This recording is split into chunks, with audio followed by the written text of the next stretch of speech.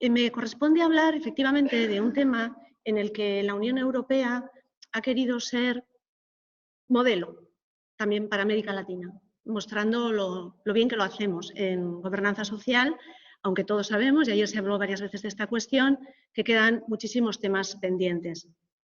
Hace 2 semanitas estaba leyendo este comunicado de prensa de la Comisión Europea y pensé en este momento, en este encuentro que íbamos a tener, y dije, casi con esto ya diría todo lo que os quiero decir, ¿no? Lo que quiero poner por lo menos encima de la mesa de debate. Tenemos aquí unas instituciones europeas comprometidas con el desempeño social, más allá que muchos estados, en este caso con la renta mínima, ¿no? Algo que realmente nos habla de un avance y de un concernimiento en política social, de una involucración muy importante.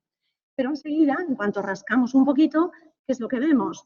Que ese incentivo que se quiere dar a los estados para armonizar sus rentas mínimas aparece en la forma jurídica de una recomendación del Consejo. Y eso es lo que nos vamos a encontrar. Recomendaciones, exhortaciones, pero difícil el amarre, ¿no? El poder concretar esos avances en política social. Y esta cuestión forma parte de los que yo creo que son los debates más frecuentes que nos encontramos en torno a esta cuestión y a la gobernanza de los objetivos sociales. La cuestión de la subsidiariedad que apareció también ayer, el que al final son competencias de los Estados y donde las instituciones europeas solamente entran en un plano secundario. Esa visión también muy europea de que los objetivos sociales van a ser una consecuencia del logro de los económicos, ¿no? Como que vendrán cuando nos vaya muy bien la competitividad, conseguiremos también lo social. O incluso supeditados a lo económico, primero lo económico y después lo social. Un último debate que está apareciendo también ahora con cierta intensidad es si estamos haciendo bien o están haciendo bien las instituciones europeas en elevar la gobernanza social al plano de la económica, pero junto con ella, si debería ir por otro lado. Para intentar tocar, digamos, algunos de estos debates y dar inputs para que nosotros también podamos debatir y reflexionar sobre ello, voy a ir a través, muy brevemente, a través de algunos hitos en la transformación de la gobernanza social europea para poder plantear algunas reflexiones que contrastar con vosotros. Voy a ir brevemente, a ver si hoy vamos bien de tiempo, a través de ellos. Además, lo tengo fácil porque ayer Pedro Caldentey pues ya me ha ahorrado parte del trabajo, entonces voy a intentar ir al grano. Primero, sobre este primer capítulo de la estrategia de Lisboa, que ya nos queda muy lejano, ¿qué es lo que quisiera destacar? He puesto ahí verdes y rojos como los semáforos, ¿no? Parones para la gobernanza social y avances para la gobernanza social. ¿Qué tenemos en ese momento para la gobernanza social europea? Bueno, al fin los objetivos sociales se integran en la estrategia económica, parece que se elevan de categoría. La política social, que era empleocéntrica, parece que el mercado de trabajo era lo único que nos importaba, ya se amplía a otras cuestiones como la pobreza o la inclusión social, y se establecen también algunos indicadores de desempeño por parte de los Estados para supervisar, digamos, lo que hacen los Estados miembros. Pero no se cuantifican los objetivos sociales, tampoco hay modo de exigir su cumplimiento, y estos además se plantean claramente como en un segundo plano respecto a los objetivos económicos. Siguiente capítulo. 10 años después, seguimos en el método abierto de coordinación, esa estructura de gobernanza económica donde sigue integrado lo social, pero aquí los objetivos sociales sí se cuantifican, nos dicen cuánto hay que reducir la pobreza, el abandono escolar, lo cual es un avance muy importante, y hay plazo, porque esto tiene que estar logrado para 2020, es la estrategia 2020. Pero seguimos sin modo de exigir el cumplimiento a los estados y persiste esa subordinación a las metas macroeconómicas. Siguiente capítulo del que se habló ayer, ¿no? La crisis financiera que aboca a ese refuerzo, esa intensificación de la gobernanza económica. Empiezo por los rojos, ¿no? ¿Qué parones tenemos aquí? Pues esa disciplina fiscal, la austeridad bestial reforzada que impide de facto ya el logro de las metas sociales. Una pobreza infantil que no habíamos visto en tantísimos años, una desigualdad que no conocíamos. Bueno, por tanto, la propia situación de la crisis más esa política de consolidación fiscal ya es un freno, digamos, para el avance en materia social. Y además se redondea, se complica con algún instrumento jurídico añadido, en concreto el Tratado de Estabilidad, Coordinación y Gobernanza.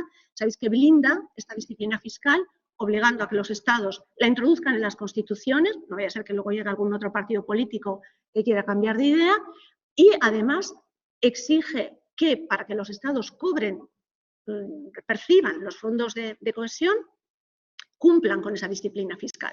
Por lo tanto, si estábamos hablando de sometimiento de lo social a lo económico, aquí queda absolutamente condicionado, ¿no? Por tanto, bueno, destaco esa condicionalidad de los fondos al cumplimiento de la disciplina fiscal.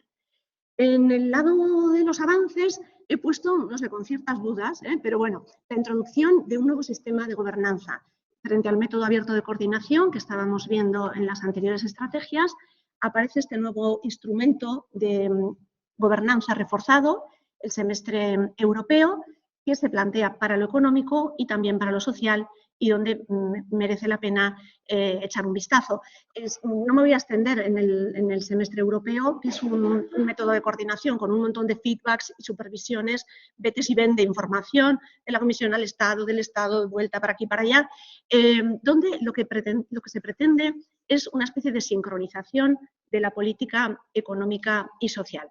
De la económica no tenemos duda, porque los objetivos macroeconómicos están supertasados, hay sanciones en caso de incumplimiento, está el procedimiento de déficit excesivo, pero ¿qué pasa con lo social?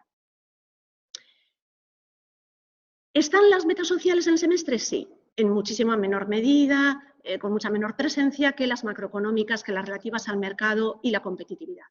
Al mirar las recomendaciones que se hacen a los Estados en la década que lleva funcionando el semestre europeo, vemos que el peso de lo social ha ido aumentando. Esto ha llevado a que algunos estudios hablen de una socialización del semestre europeo, ¿no? Como un instrumento que cada vez es más social. El problema es que las recomendaciones sociales son súper vagas, son exhortaciones generales, imprecisas, no hay plazo, no hay supervisión, no hay sanción por incumplimiento, de nuevo, nada que ver con las referidas a la disciplina fiscal o los objetivos macroeconómicos. Incluso a veces son incoherentes con las recomendaciones fiscales, ¿no? No puedo estar mejorando el sistema de sanidad y a la vez reduciendo el gasto. Hay, por tanto, como digo, choques evidentes. A mí un enfoque que me interesa muchísimo, que es bueno, bastante reciente y en el que estamos estudiando estas recomendaciones que se dan a los Estados desde el punto de vista de su contenido, de su naturaleza. Es decir, puede haber una recomendación social, pero ¿qué tipo de recomendación social es? Y me remito a una autora, Mary Dawson, que lo estudia desde el punto de vista de género. Y si imaginemos que eran recomendaciones que se están dando a los Estados sobre brecha de género, hago una recomendación a España, a Portugal, para reducir esa brecha de género, pero orientada siempre al mercado, no a la participación de las mujeres en la toma de decisiones o a la igualdad en las pensiones, sino que la preponderancia es siempre en lo relativo al mercado laboral, a lo que va a redundar en la competitividad y en el mercado. Bueno, por tanto, también ese será un punto de vista a examinar. Digamos, todo este debate, ¿no?, que acabo de traer sobre la capacidad del semestre europeo de coordinar los objetivos sociales llevó a los movimientos sociales y a más de 100 organizaciones no gubernamentales, organizaciones sociales, a aliarse en lo que fue el Semester Alliance para pedir un semestre europeo más social. Por tanto, hay un movimiento que está impulsando este cambio y que se junta con toda la desafección ciudadana que se da con esa disciplina fiscal exacerbada durante la crisis financiera. Lo que nos lleva al cuarto capítulo. El momento en el que, tras ese agotamiento de los ciudadanos, llegamos a un momento que veis, he puesto todo en verde como avances, en plan optimista, de refuerzo de la dimensión social europea. Ya en 2013 se lanza esa comunicación de la Comisión de refuerzo de la dimensión social en la Unión Económica y Monetaria. Luego el informe de los 5 presidentes, el libro blanco sobre el futuro de Europa. Estoy de acuerdo con lo que decía Pedro también, con ese aspecto un poco crítico sobre los escenarios. Y lo que se ha puesto de relieve por su importancia, su trascendencia, que luego vamos a ver, tenemos aquí una compañera que nos va a hablar de ello, el pilar europeo de derechos sociales, como un reconocimiento de derechos que no son nuevos, ya estaban, pero que ponen de nuevo encima de la mesa el concernimiento europeo en relación con el mantenimiento de esos derechos, donde de nuevo pesa más, como siempre, los temas relacionados, también es lógico, con el mercado laboral, y donde de nuevo nos encontramos con que es una mera recomendación a los Estados. El rango jurídico es de recomendación, por tanto, no es de aplicabilidad directa. Sí tenemos, desde el punto de vista de la concreción, del aterrizaje, digamos, de estos derechos, la introducción de unos indicadores, de un marcador de indicadores sociales dentro del semestre europeo que va a ayudar a la comparación de la situación de los Estados y a su supervisión en la implementación del Pilar Europeo de Derechos Sociales. Yo creo que esto es un avance importante en esa socialización que comentábamos del semestre europeo. Llegamos al momento de la pandemia. Tenemos aquí, os he puesto también todo en verde, ¿no? Entre comillas. ¿Qué tenemos de buenas noticias, digamos, para la gobernanza social europea? Primero, ese giro de tuerca que comentaba ayer Pedro también, todo lo que se refiere a la financiación y a la flexibilidad fiscal, ¿no? Los Estados ya no se ven constreñidos por esa disciplina fiscal exacerbada, sino que vamos a encontrarnos con un momento de flexibilidad al activarse la cláusula de salvaguarda del Pacto de Estabilidad y Crecimiento. Por tanto, expansión fiscal por parte de los Estados y mega expansión fiscal por parte de la Unión Europea, con ese incremento del techo presupuestario que comentábamos ayer y ese paraguas novedoso y amplio, generoso de los fondos Next Generation European Union. Tenemos también, en continuación a lo que acababa de comentar, del Pilar Europeo de Derechos Sociales, su plan de acción. Me detengo un momento en estos dos últimos elementos.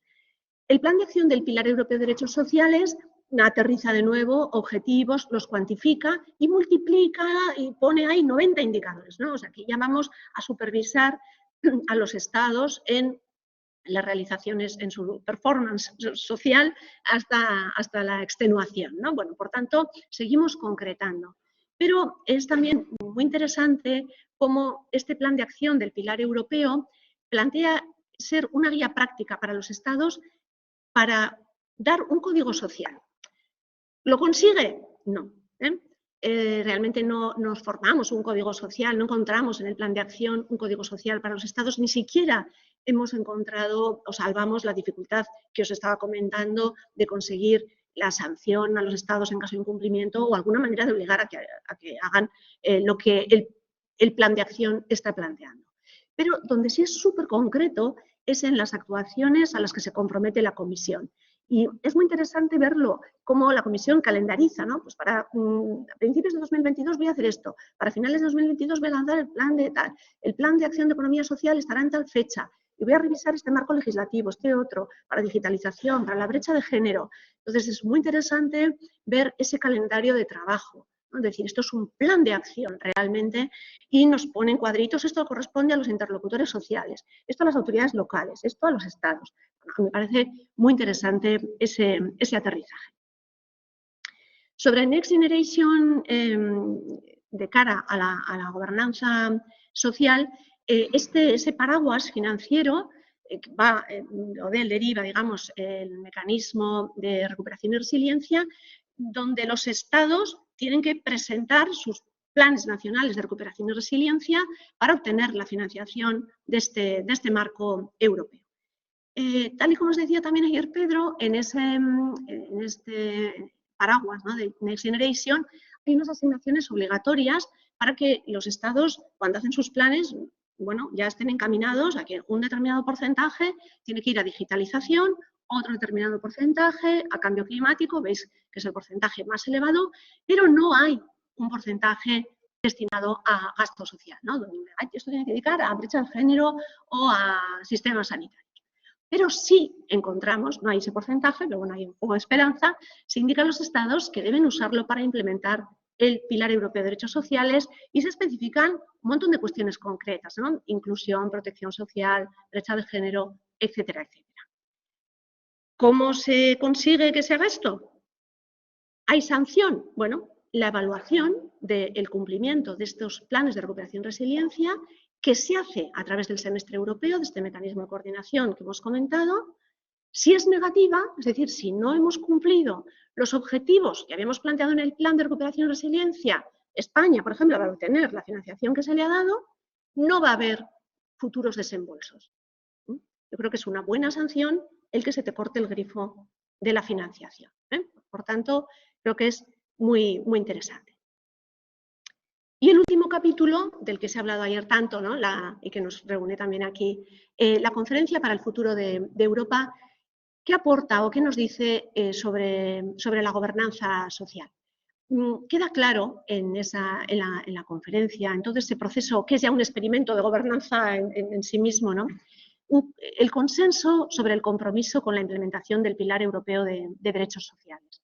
Aparece claramente, no podía ser de otra manera, en las propuestas sobre inclusión, lucha contra la discriminación, acceso a la salud, pero es que aparece también en digitalización, en innovación, en crecimiento. Bueno, por tanto, corta transversalmente a realmente todas las conclusiones y las propuestas de la conferencia. Me he quedado con 3 menciones para acabar de la Conferencia para el Futuro de Europa sobre la gobernanza social. Fijaros, 3 ejemplos. En la propuesta sobre cambio climático, energía y transporte, nos habla de un enfoque de gobernanza inclusiva para una protección social sólida. En la propuesta sobre igualdad de acceso a la salud, nos habla de mejorar la eficacia de la gobernanza europea para el desarrollo de la Unión Europea de la Salud. En la propuesta 11 sobre crecimiento, sostenibilidad e innovación, habla de revisar la gobernanza económica de la Unión Europea y el semestre europeo del que hemos hablado para garantizar que las transiciones ecológica y digital, la justicia social y el progreso social vayan de la mano de la competitividad económica. Me voy a quedar con estas palabras: inclusiva, eficacia y ir de la mano. Y con ello voy a mis reflexiones finales. ¿Qué es lo que observamos en la gobernanza social europea en esa trayectoria de tantos años, ¿no? Y si queremos poner ese arranque desde el punto de vista o desde el momento que examinaba desde la estrategia de Lisboa hasta hoy, pues yo creo que vemos avances sustanciales. Vemos un compromiso que se ha ido manteniendo, reforzando, y donde hemos ido viendo instrumentos cada vez más aterrizados, ¿no? Para llevar a cabo esa gobernanza social, pero donde vemos que sigue pendiente esas 3 palabras o esas 3 cuestiones que nos aparecen en la Conferencia para el Futuro de Europa y que acabo de recoger, ¿no? La eficacia, falta que realmente podamos impulsar dentro de esa subsidiariedad que los Estados hagan determinadas cosas. Inclusiva, es una gobernanza social que a veces está muy centrada en la competitividad en el mercado de trabajo, que está muy bien, pero que, por ejemplo, plantea sobre todo la solución a la pobreza a través de la incorporación al mercado laboral. No se plantea tanto la pobreza dentro del mercado laboral. Y que sea de la mano, como se dice en la conferencia, de la mano del mercado, no sometida al mercado. Por acabar con una visión positiva y lanzando así una cierta esperanza, veo posibles caminos por donde seguir avanzando, ¿no? Ya en estas incorporaciones recientes, ¿no? Tras la pandemia, yo creo que yo propongo dos ideas, ¿no? Precisión y priorización. Precisión, ¿a qué me refiero con esto? Seguir concretando, ¿no? Haciendo más específicas las metas, mejor la supervisión, una mayor eficacia en la supervisión de la actuación de los Estados, y pongo como ejemplo de ello el Plan de Acción del Pilar Europeo de Derechos Sociales que acabo de comentar, por esa concreción de la actuación de las instituciones europeas y también, aunque habría que precisar más, cómo se indica a las distintas autoridades nacionales lo que deben hacer. Por la parte de la priorización de los objetivos sociales, me quedo también con esa condicionalidad social del Next Generation, que no es tal, la llamo yo así, porque realmente no es como esa condicionalidad fiscal, ¿no?, que nos ponía el Tratado de Estabilidad si no cumplíamos las metas macroeconómicas, pero entiendo que ese cortar el grifo que decía, ese frenar el desembolso de los planes en el caso de que no se cumplan los objetivos sociales, creo que es un buen camino de elevación, ¿no?, del rango de los objetivos sociales a otro nivel de mayor seriedad. Bueno, pues esperando así cumplir con el tiempo y esperando también vuestros comentarios, es que nos quede un momentito para poder debatir. Os agradezco mucho la atención.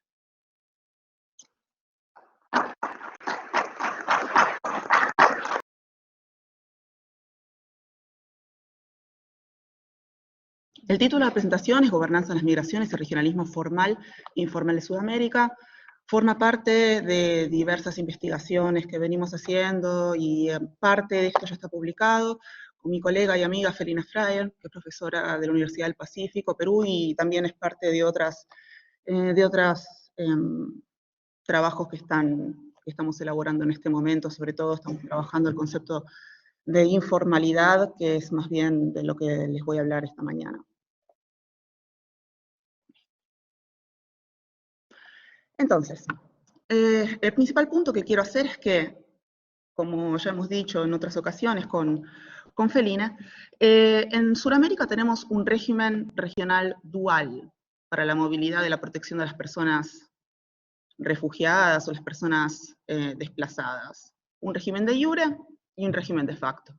El régimen de iure es la legislación que existe, que es de las más liberales y progresistas del mundo, y también hay otro régimen de facto, que es como las cosas funcionan en la práctica, que forma parte de lo que luego os voy a explicar como regionalismo informal, que forma parte de ideas, valores, costumbres compartidos en el largo plazo por los actores principales, los policymakers, en la gobernanza migratoria de la región, policymakers policy implementers, e implementadores de políticas. Este régimen de facto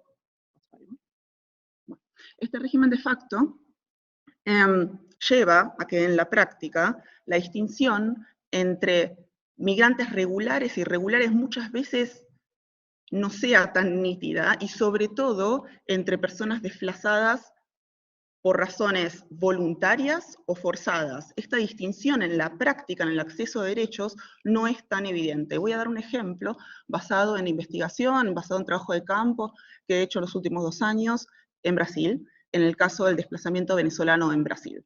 Está basado, bueno, en un Horizon, para un proyecto que hicimos, un Horizon 2020.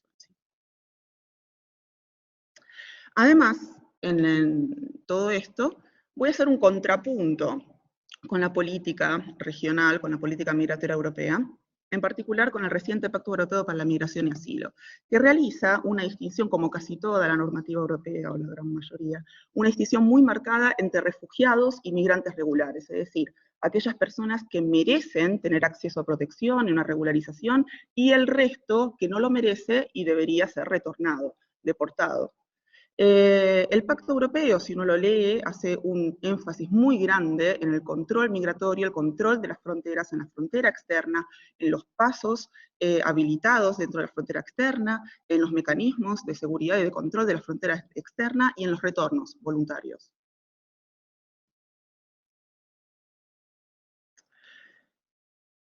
Bueno, algunos conceptos antes de desarrollar la parte empírica.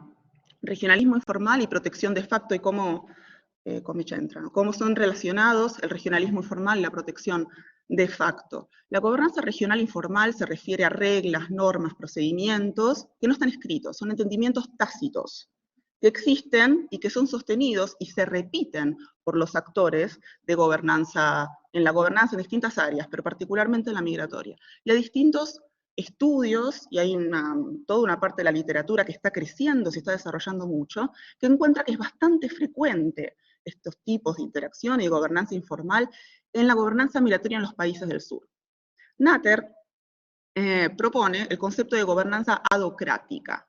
La gobernanza adocrática se refiere a acciones intencionalmente ambiguas, es decir, cuando los países aplican o implementan políticas que desde un punto de vista de implementación de políticas no estarían bien implementadas, pero en realidad esta implementación imperfecta se hace de manera intencional para mantener el control estatal sobre determinados movimientos de población y sobre determinados grupos, que en ciertas ocasiones puede incrementar derechos, pero sin perder el margen de maniobra de los estados. Algunos ejemplos concretos de migración, de gobernanza autocrática, son generalmente estos tipos de acción de gobernanza autocrática se realizan por decretos del Ejecutivo.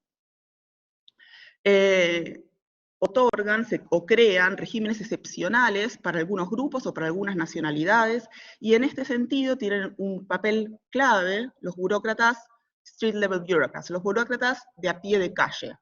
Es decir, las personas que están ahí en la ventanilla recibiendo a las personas migrantes y tienen que hacer una decisión.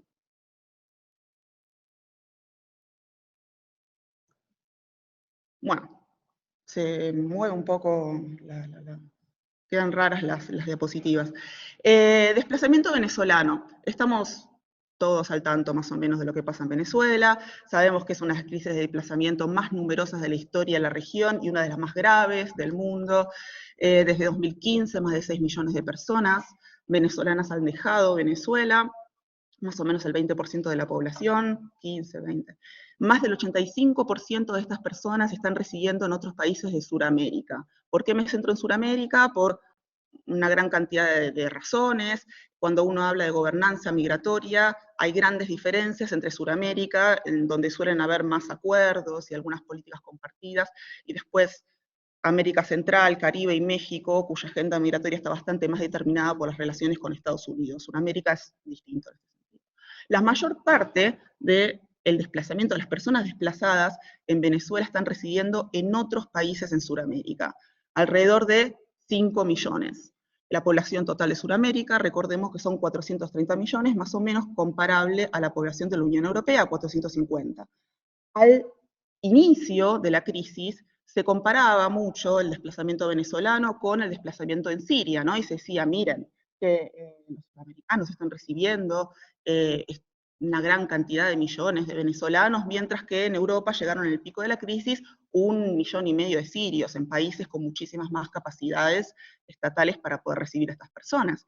Pero después pasó Ucrania, a Putin se le ocurrió invadir Ucrania y el desplazamiento venezolano, entonces, pasó a ser más bien comparable con la crisis en Ucrania, que fue abordada por la Unión Europea con mecanismos temporales de protección, sin dar la figura de refugiado a las personas ucranianas.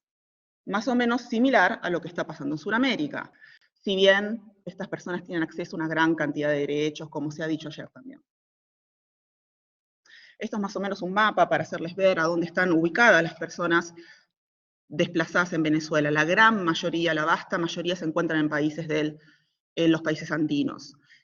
Imprimis en Colombia. Recordemos, esto es muy importante tenerlo en cuenta, el hecho de que están ubicadas estas personas, están residiendo en países andinos, porque los países andinos hasta hace poquísimos años eran países netamente emisores de migrantes, y un día, de la noche a la mañana, pasaron a ser países receptores a larga escala, es decir, países sin la capacidad estatal, sin las instituciones suficientes, sin los mecanismos burocráticos aceitados para recibir estas cantidades de personas, de la noche a la mañana se transformaron en algunos de los principales receptores del mundo. Perú, el principal receptor de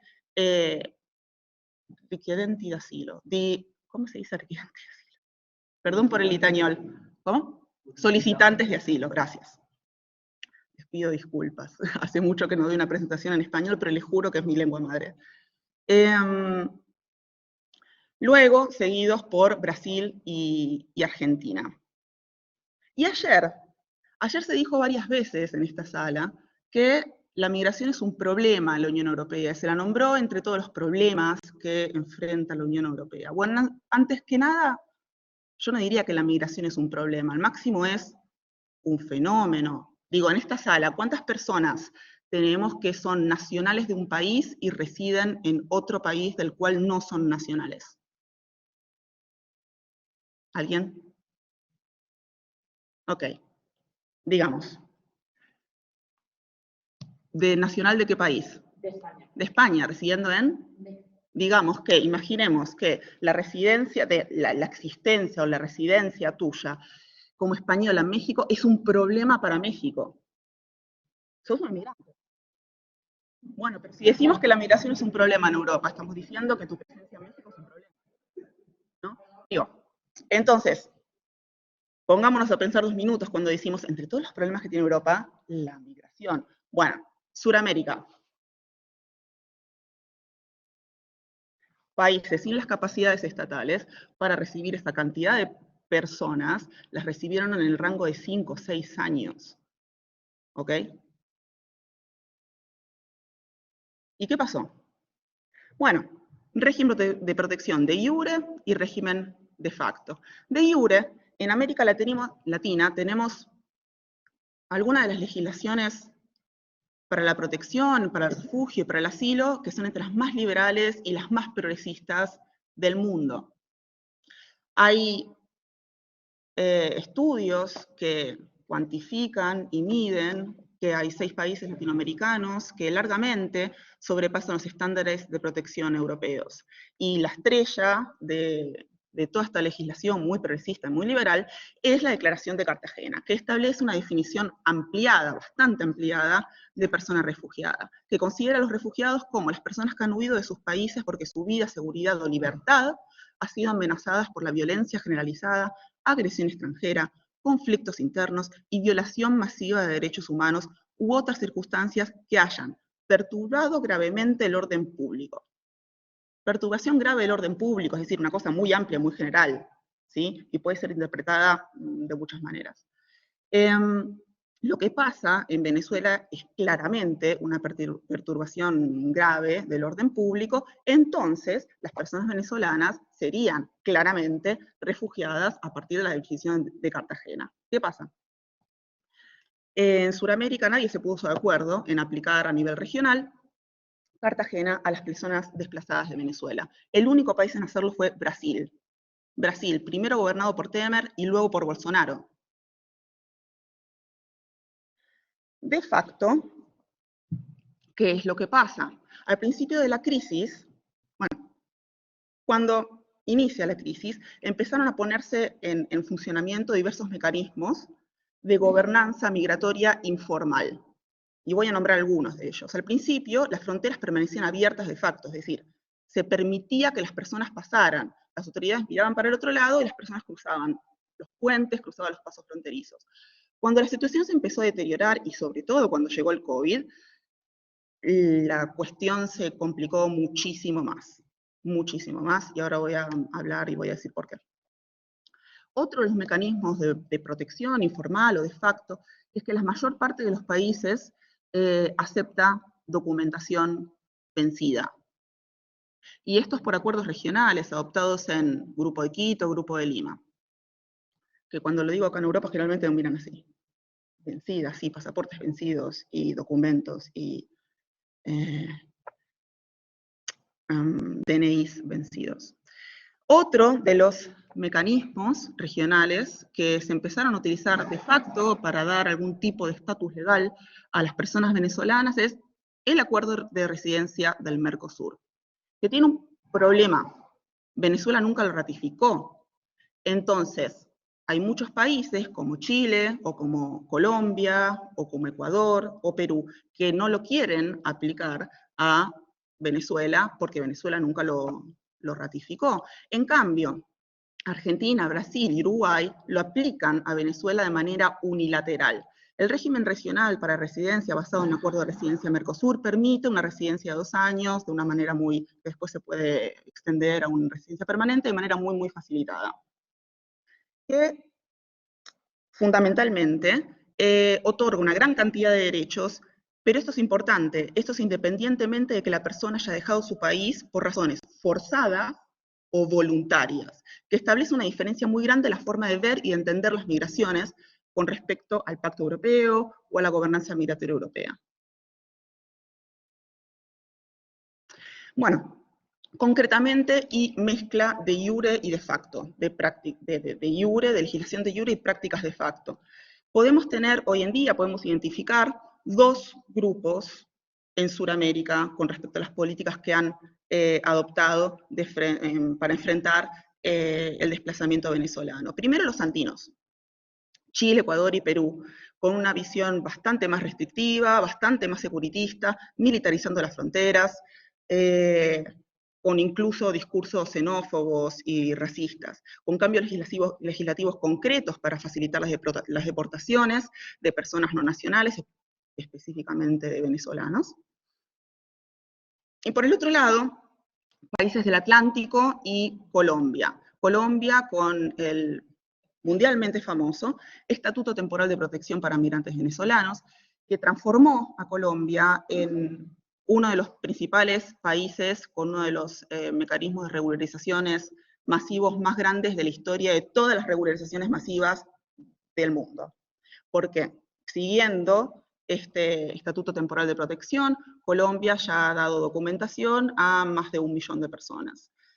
En cambio, como dije antes, Argentina, Uruguay regularizan mediante Acuerdo Mercosur y Brasil régimen mixto. Acuerdo Mercosur más Cartagena. Esto ha hecho de Brasil el país con el número de regularizaciones de personas venezolanas más alto de toda América Latina. Todas estas respuestas a nivel nacional se combinan con una serie de respuestas multinivel, porque en realidad, si uno nace con ciudadanía en Venezuela y con ciudadanía venezolana, tu suerte no depende tanto de qué país caes, sino en qué país, en qué región, en qué provincia, en qué estado, en qué ciudad. Porque en esta crisis también las municipalidades han jugado un rol muy importante. Montevideo, Bogotá, Buenos Aires y muchas otras ciudades han dado acceso a estas personas a derechos específicos, a planes sociales, e incluso han dado facilidades, han facilitado muchas veces mecanismos para informar cómo hacer para tener acceso a la regularización. Y algunos ejemplos concretos de la investigación y de las entrevistas semiestructuradas que he realizado con actores claves en la implementación de la respuesta al desplazamiento venezolano en Brasil. Brasil prácticamente no hace diferencia entre refugiados y migrantes. Cuando las personas venezolanas llegan a la frontera, le dicen, bueno, vos querés aplicar a refugiado, que es gratis, o a migrante, que tenés que pagar, pero es más fácil ir y volver a Venezuela. Y eso es lo que pasa. Miremoslo desde un punto de vista europeo, ¿no? Migrantes irregulares, personas desplazadas que merecen tener el acceso al refugio, a la protección temporal. Bueno, en Brasil dicen, bueno, necesitamos regularizar a las personas. Entonces, ¿qué hacemos? Tenemos estos documentos, estos elementos legales, estas leyes, usémoslas todas y regularicemos a todas las personas que podamos. ¿Por qué? Porque básicamente en Sudamérica existe un approach, una aproximación a la gobernanza migratoria basada en algo que llamo control más derechos humanos. Necesitamos controlar nuestro territorio, necesitamos, porque tenemos grandes problemas con la informalidad económica, con varias cosas. Entonces, si regularizamos más personas y tenemos más chances de controlar un poquito más la economía informal y de que paguen impuestos, y además de controlar un poco mejor nuestro territorio. Y además hay una política de derechos humanos que forma parte de nuestra historia, identidad, etcétera, etcétera, que bien aplicada también. Entonces, la regularización desde un punto de vista suramericano brinda beneficios a los estados porque permite que más personas sean integradas socioeconómicamente. La solución a la irregularidad no es la deportación, es la regularización desde un punto de vista suramericano. ¿Por qué? Esto se basa en un montón de cuestiones de historia, pero sobre todo también en la geografía. He hecho más de 150, 200 entrevistas a actores claves en Sudamérica y también en Europa, unas 50. En Sudamérica lo que viene afuera siempre en las conversaciones es que nuestra geografía es tan difícil que ¿cómo vas a hacer para parar a la gente para que deje entrar? Entonces, la solución no es deportarlos, porque van a volver. Y porque no es físicamente posible controlar semejante frontera. Entonces, bueno, nada, regularizás. Entonces, en la práctica, muchas veces, en la implementación de la legislación, incluso regional, no se distingue entre personas, migrantes y refugiadas, y el concepto de frontera externa no existe. Obviamente que hay que tener en cuenta que hay brechas de implementación. En la práctica, en toda la región, menos del 50% de la población migrante tiene su situación regularizada, que es una gran brecha la implementación. Pero al mismo tiempo uno puede ver que la legislación progresista y liberal que existe, en la práctica, permite que muchos actores gubernamentales y de la sociedad civil presionen, ganen más poder y tengan un alcance ante los gobiernos para pedir que se respete justamente toda esta legislación liberal y progresista. En este contexto, las normas regionales son utilizadas adocráticamente, de manera estratégica. Cuando las tengo ahí, digo, agarro Cartagena, agarro Mercosur, me sirven y las aplico. Y de repente el regionalismo funciona. De manera informal, de manera adocrática. Pero en la práctica está siendo implementado. Entonces, para pensar un poco sobre diferencias Europa-Suramérica en gobernanza de migración y refugio, no es que estoy haciendo una comparación, pero sirve conocer un poco las diferencias, ¿no? Ayer se habló mucho de valores compartidos, ideas compartidas. Bueno, sí, hay valores compartidos, ideas compartidas, pero hay hay modos fundamentalmente distintos de entender algunas cosas. Por ejemplo, la migración, sobre todo la migración intrarregional. Entonces, no hay solo diferencias legislativas, hay diferencias en las prácticas, en las ideas, hay formas de gobernanza informal. Acá se habló mucho de las diferencias y las similitudes en el regionalismo suramericano y el regionalismo europeo. Bueno, una de ellas es que el regionalismo suramericano no es que no funciona absolutamente, es que funciona cuando sirve, en momentos puntuales, lo agarro y lo implemento porque me sirve y luego funcionar. No es que fracasó o no funciona.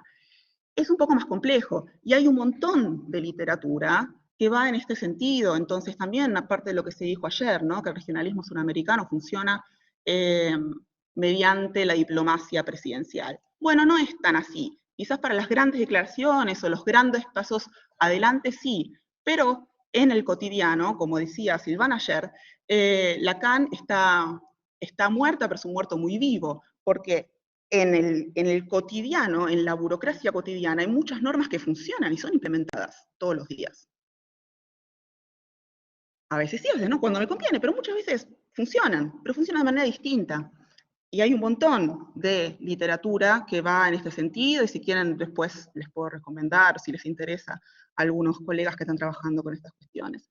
Entonces hay que pensar, cuando pensamos en implementación de políticas regionales, en capacidades estatales, en paradigmas ideológicos, en diferencias en prácticas, en ideas, y que en la práctica, sobre todo en Sudamérica, pero también en Europa, cómo es implementado el regionalismo depende del país, de la provincia, del estado, de la ciudad, de la frontera. Muchas gracias.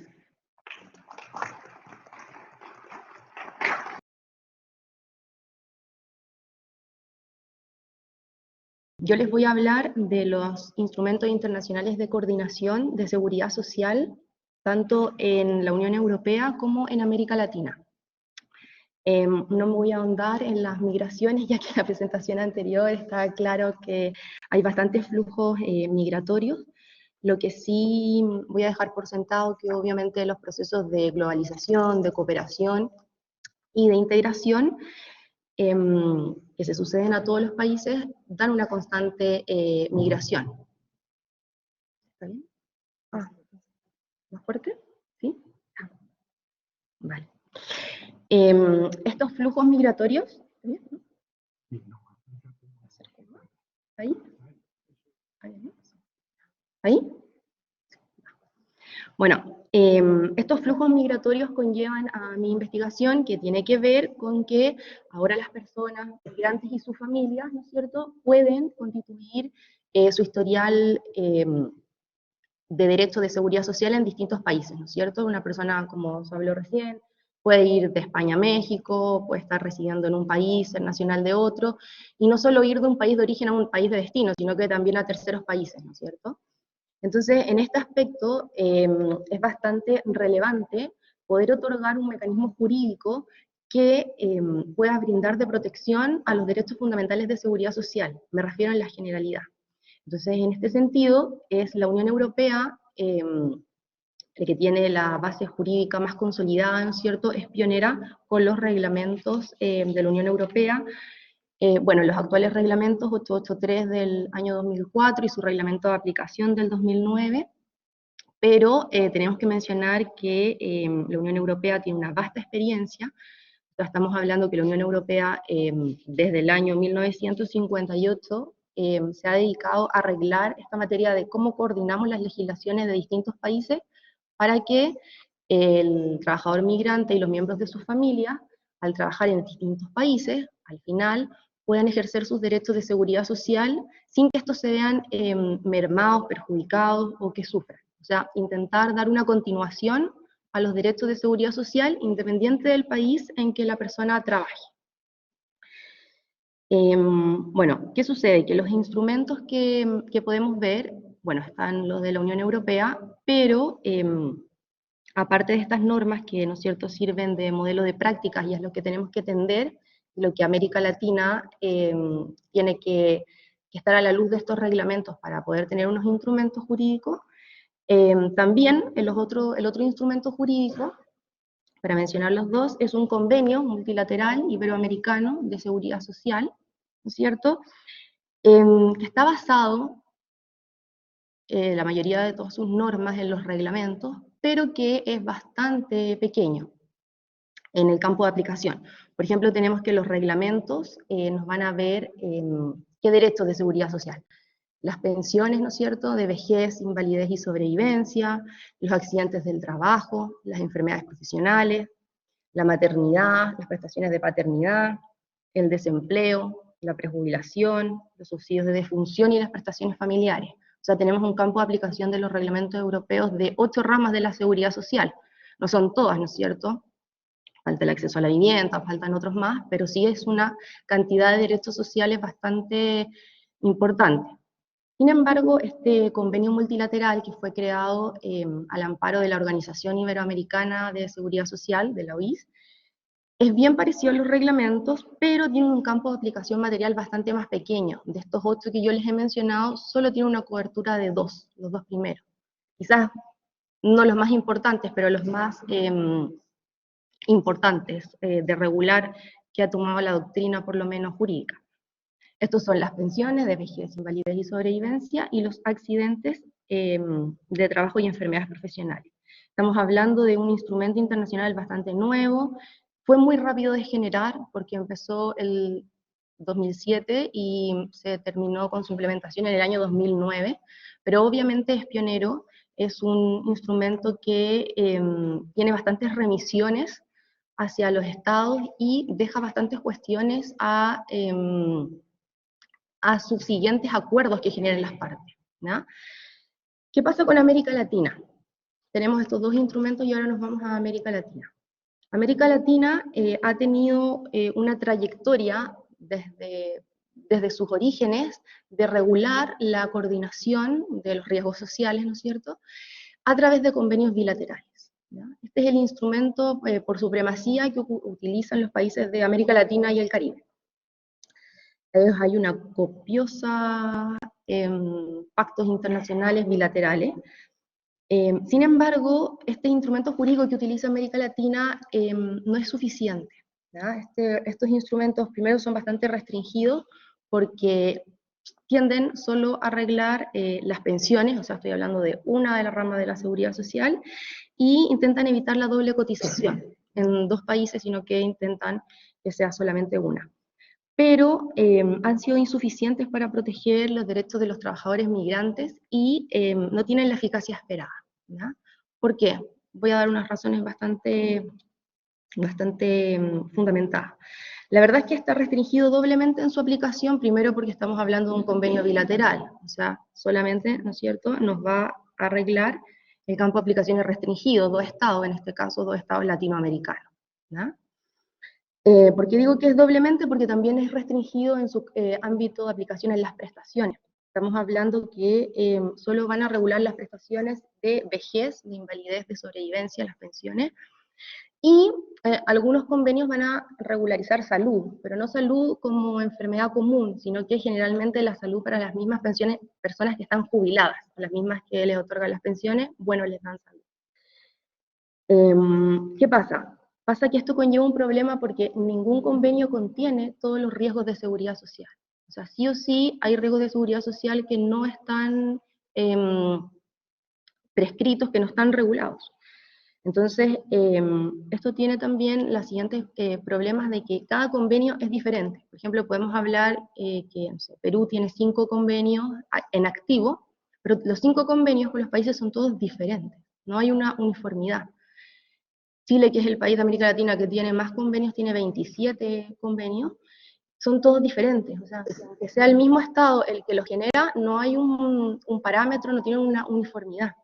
Por tanto, cada país tiene sus características particulares y puede ser que, por ejemplo, un convenio, no sé, entre Perú y Uruguay, Perú cubra ciertas prestaciones, pero Uruguay en Perú no las cubra. Entonces, la verdad es que es bastante casuístico, la aplicación no es uniforme y los problemas que se pueden dar es que el migrante que va desde un país a otro país, que el país de destino tenga coberturas más débiles que el país de origen. Entonces, en ese sentido, se va a ver obviamente vulnerado.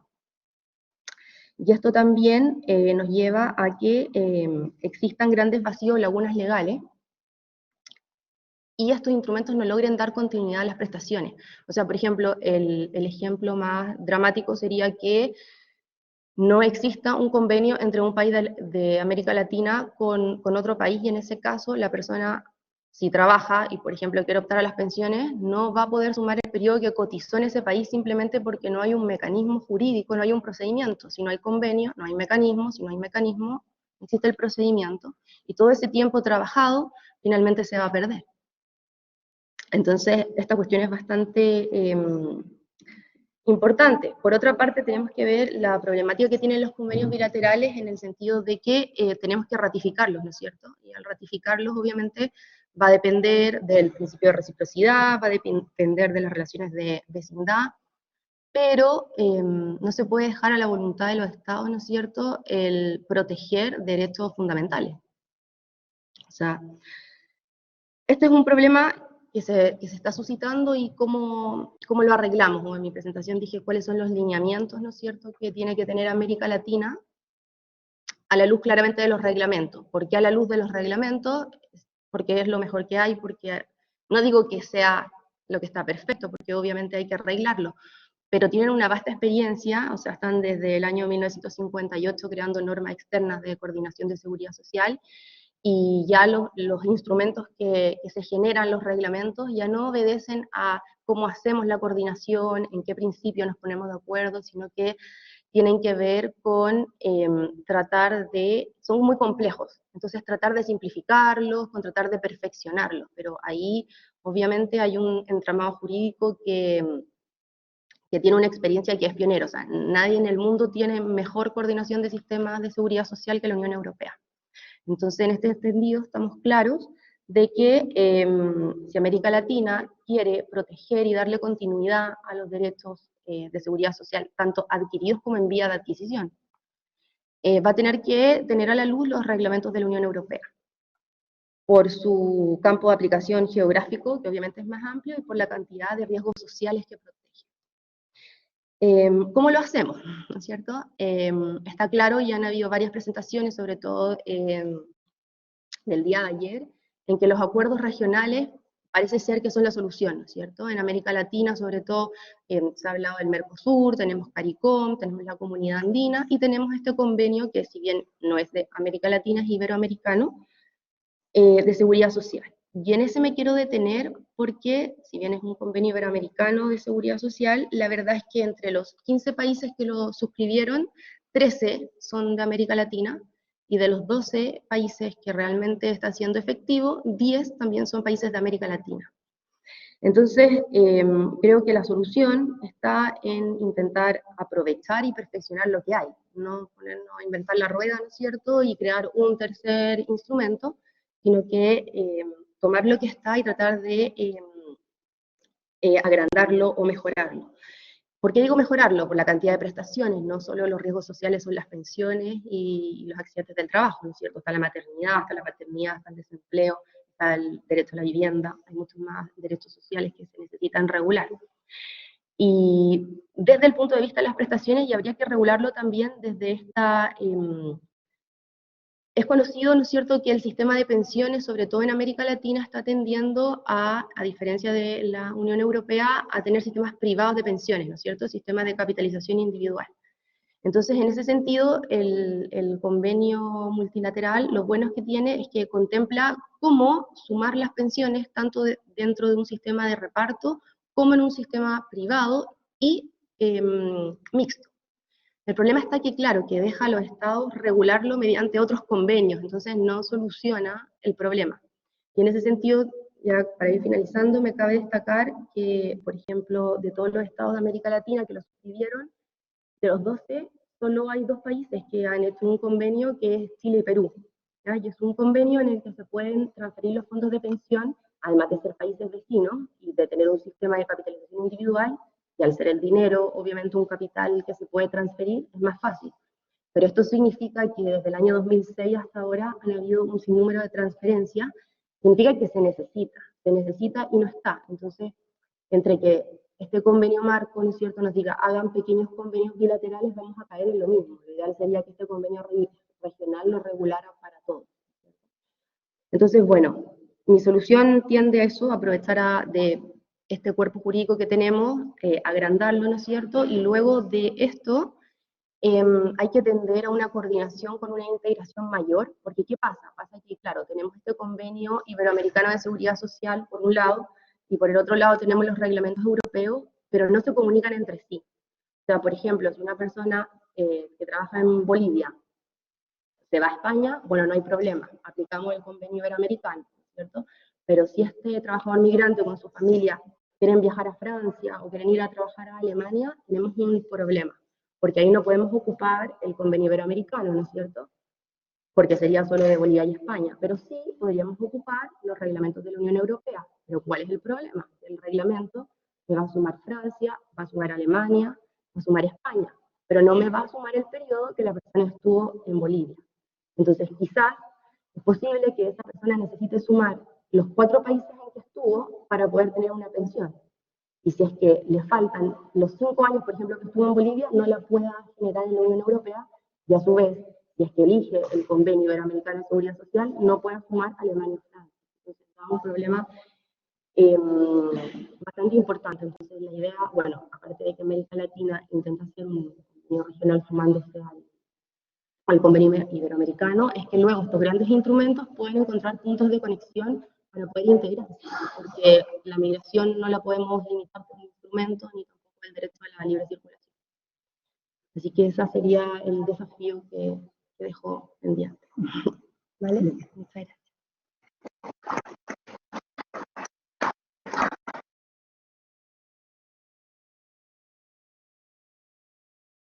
El contenido que voy a desarrollar en esta presentación consta de 3 partes. De 3 partes. Una parte inicial que hablaremos de los principales hitos de la política migratoria de la Unión Europea, las propuestas que se realizaron en la conferencia sobre el futuro de Europa y algunas lecciones a tener en cuenta en los acuerdos de integración suramericana, en este caso específico, CAN y Mercosur. Vale. Uno de los grandes desafíos a los que se encuentra, digamos, que se encuentran enfrentados en este momento todos los acuerdos de integración a nivel global es precisamente dar respuesta a los crecientes flujos migratorios en cada una de las regiones y principalmente en unas más que en otras, que se encuentran precisamente ante una coyuntura de migraciones masivas en muy cortos periodos de tiempo, ¿sí? Dado esto, la propuesta en esta ponencia es precisamente acercarnos a identificar y reflexionar los cambios a la política migratoria dados en la conferencia, que sabemos que es una propuesta, ¿cierto?, que no es vinculante, pero que pueda servir a la Unión Europea y que podamos tener en cuenta en América Latina. Bien, voy por el primer punto, es un resumen de los acuerdos más relevantes en tema migratorio en la Unión Europea donde me voy a referir de manera general porque pues, se han referido en otros momentos el día de ayer y el día de hoy.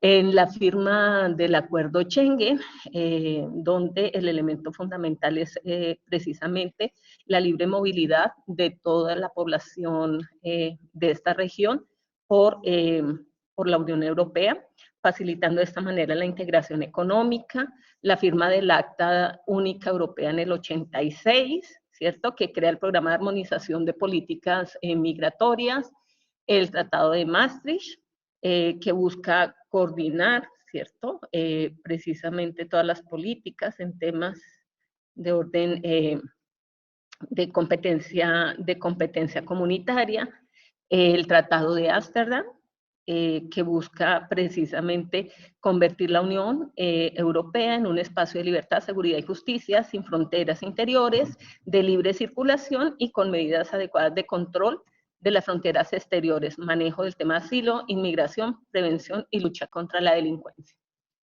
Ok.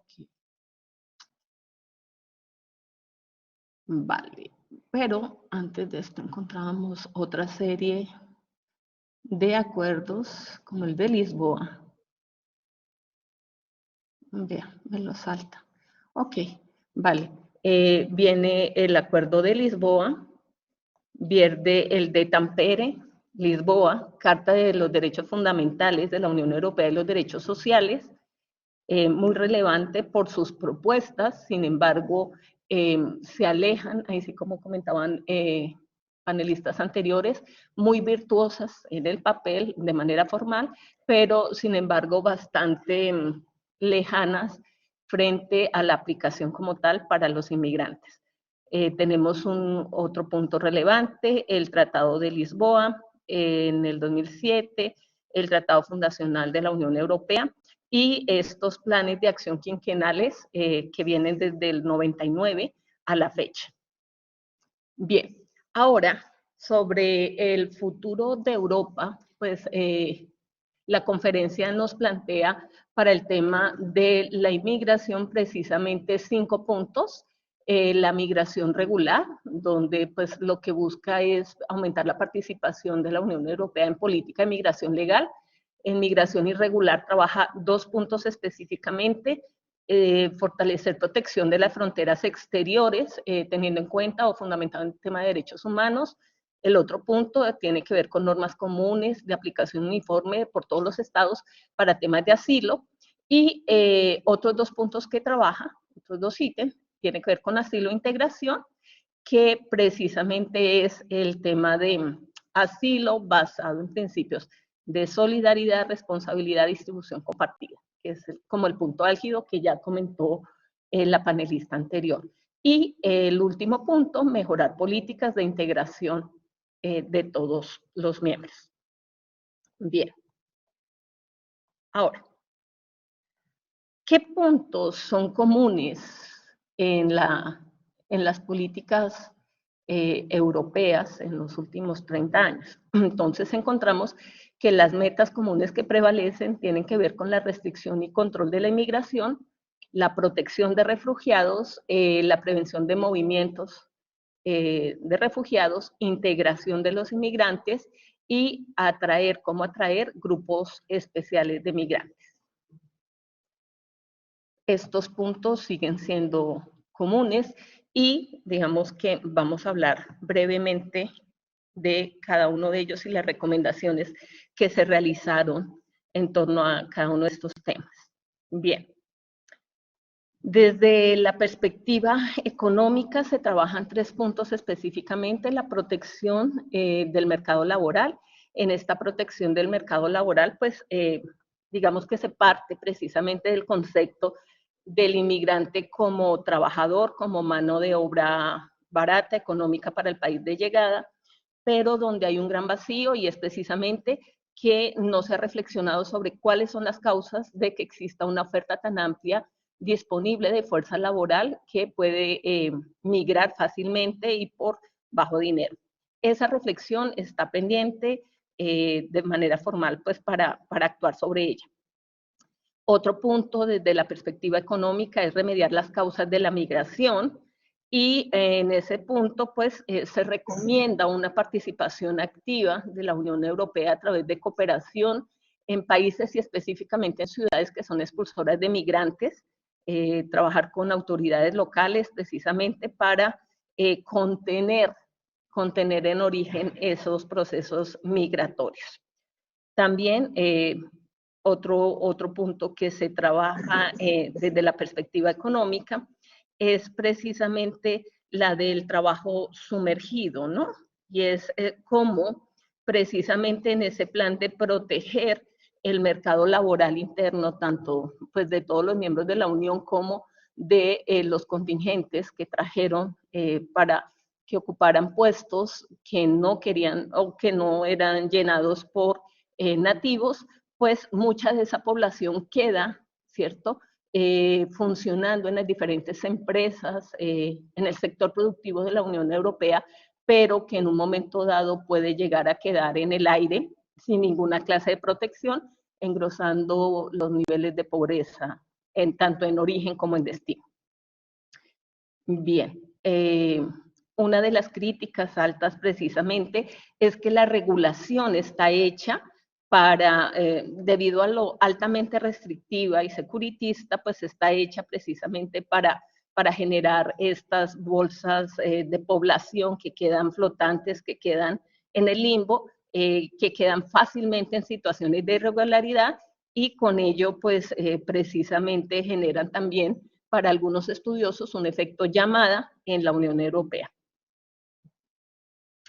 Bien, desde la perspectiva del control migratorio, pues la protección de fronteras de la Unión Europea, pues digamos que en general está basada en la necesidad, digamos, se sugiere que se llame, que se traigan contingentes de migrantes teniendo en cuenta las reales dimensiones y necesidades de los mercados laborales en Europa. Se llama también a reformar y a revisar todo el tema educativo en tema de convalidación de títulos académicos de dentro y de fuera de los estados, a establecer ofertas de cualificación profesional que sean llamativas específicamente para esas necesidades propias de cada una de las ciudades o países europeas. Y otra es que se tenga una regulación pertinente, que tenga en cuenta la cualificación de los asilados, ¿cierto?, para que puedan acceder rápidamente al mercado laboral. También se propone ampliar la legislación para asignar más poder e independencia a Frontex para que pueda garantizar la protección de todas las fronteras de la Unión Europea, pero, digamos, controlando los desmanes y la violación de derechos humanos. Y se habla también de la posibilidad de evaluar a los ciudadanos, ¿sí?, con antecedentes para evitar su entrada a la Unión Europea. También desde la perspectiva de control migratorio, se trabaja la aplicación de normas comunes y uniformes para todos los Estados miembros en torno de asilo, que no me voy a remitir a ellos precisamente porque anteriormente ya se mencionó y se trabajó adecuadamente en este espacio. Desde la perspectiva social, se habla de la integración social y se habla precisamente de realizar un reglamento obligatorio para asilados en la Unión Europea que se aplique de manera uniforme, que este ha sido como el gran vacío, la gran deficiencia que se tiene en tema migratorio en la Unión, bueno, uno de los temas importantes a revisar, y es precisamente ese reglamento obligatorio de aplicación uniforme por todos los estados. Mejorar las instalaciones de acogida y de alojamiento de los inmigrantes, crear un órgano específico de seguimiento para la implementación y revisar la regulación, ¿no? Darse cuenta que este organismo de control debe ser fuerte, confiable y que cumpla su función. También se propone establecer que los migrantes puedan acceder a niveles de educación desde las primeras semanas llegadas a la Unión Europea, que tengan acceso a formación tanto en idioma como en temas de orden cultural y que demuestren su interés por permanecer en la Unión Europea. que se les pueda hacer ese seguimiento, identificar precisamente la disposición de estos migrantes a integrarse. Muy bien.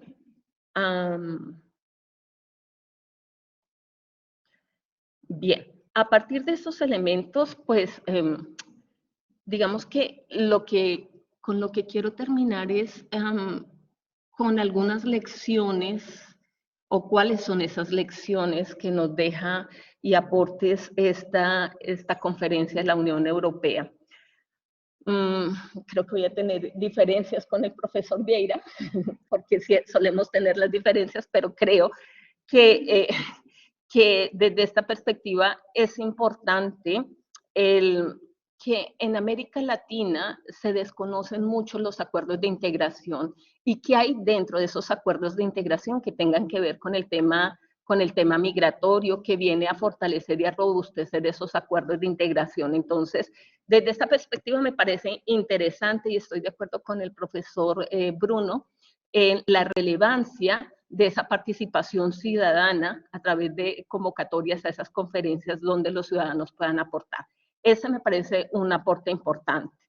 Ampliar el concepto de ciudadanía precisamente por esa gran cantidad de migrantes que quedan en el aire en el momento en que llegaron a cumplir con unas funciones en un contingente de trabajadores de un país de origen tal, y cumplen esa labor y se quedan en el aire y no se pueden ubicar fácilmente y entran a engrosar precisamente ese ejército de trabajadores en los mercados sumergidos. Otro elemento que funcionaría bastante bien es el de dar mayor participación a las instituciones supranacionales en toma de decisiones que den respuesta a cada una de las crisis en temas de seguridad social, ¿no? Y en ese caso me estoy refiriendo pues a salud, educación, y ese digamos que fue un clamor importante que se encontró en la conferencia precisamente para las futuras crisis en salud que haya, que se reclamaban, y creería yo que este es un elemento común para cualquier acuerdo, no solamente para el Mercosur o la CAN, sino que hay que crear esa institucionalidad, fortalecerla, darle recursos con que trabajar y que efectivamente puedan tener una mayor participación. Y en el punto que creo que definitivamente no comparto y que es un elemento para no repetir, es precisamente esa política excesivamente de usar instrumentos de control y restricción de la migración, ¿sí? Precisamente para combatir la migración irregular y todos estos instrumentos que se utilizan.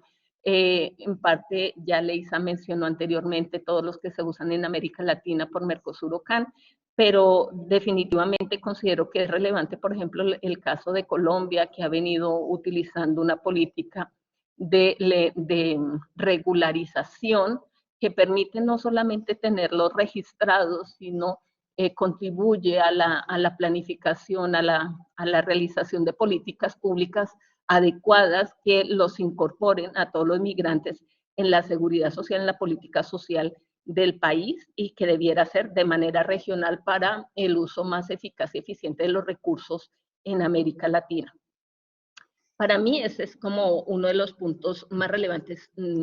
Yo esperaba encontrar realmente puntos que nos aportaran más, sin embargo, pues desde mi perspectiva estos son como los más relevantes.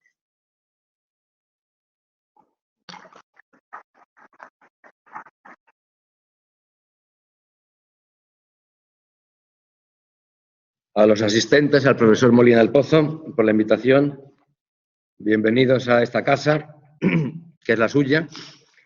Y bueno, me siento un poco perdido y se ha ido orientando más bien al tema de las migraciones.